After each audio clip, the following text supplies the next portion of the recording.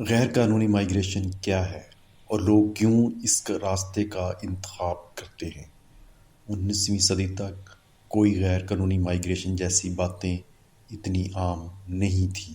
یہ غیر قانونی مائیگریشن کا سلسلہ 19ویں صدی کے بعد ہی شروع ہوا۔ یہ غیر قانونی مائیگریشن کیوں ہوتی ہے؟ لوگ اپنے ہوم کنٹری سے امیر ملک میں جاتے ہیں تاکہ وہاں سیٹل ہو سکیں اور بچوں کا مستقبل بہتر بنا سکیں۔ یہ زیادہ تر ان ملکوں سے آتے ہیں جہاں پر معاشی بدحالی یا سیاسی انتشار پایا جاتا ہے، جن میں ایشیا کے ممالک اور افریقی ملک سر فہرست ہیں۔ 2024 میں 60% لوگ امریکہ میں نارتھ امریکہ سے انلیگل طریقے سے داخل ہوئے۔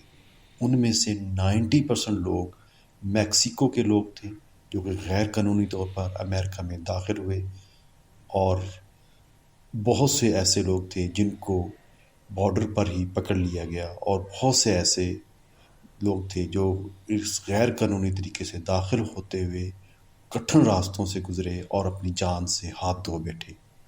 اسی طرح یورپ میں 60% لوگ افریقی اور 40% لوگ ایشیا سے غیر قانونی طریقے سے داخل ہوتے ہیں۔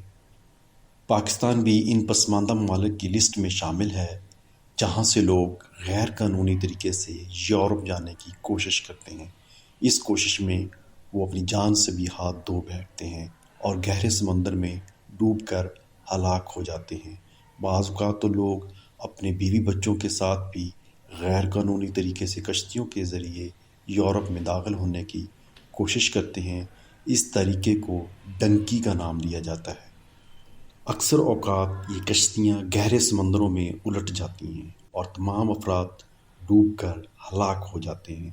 آخر یہ لوگ اس طرح کا خوفناک راستہ اختیار ہی کیوں کرتے ہیں؟ اس کی وجہ ہے وہاں کی کرپٹ حکومت اور معاشی طور پر بدحالی۔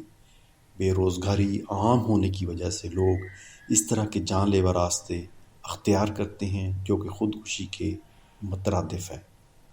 پاکستان میں لوگ ایران کے راستے سے شام اور شام سے ترکی کے راستے یورپ میں داخل ہونے کی کوشش کرتے ہیں، اور اس کوشش کے دوران وہ کٹھن راستوں اور سمندری سفروں کا سامنا کرتے ہیں، اور موت کا یہ کھیل تقریباً تیزی سے جاری ہے اور کوئی کنٹرول نہیں ہے۔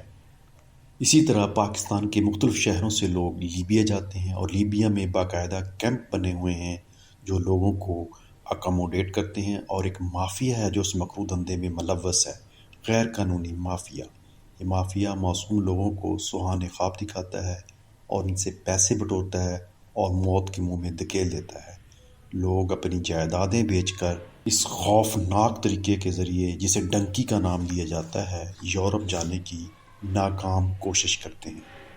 اس سارے مرحلے میں وہاں کی کرپٹ حکومتیں بھی ملوث ہیں، اور اس مافیا سے ملی ہونے کی وجہ سے کوئی روک تھام کے اقدامات نہیں کیے جاتے ہیں۔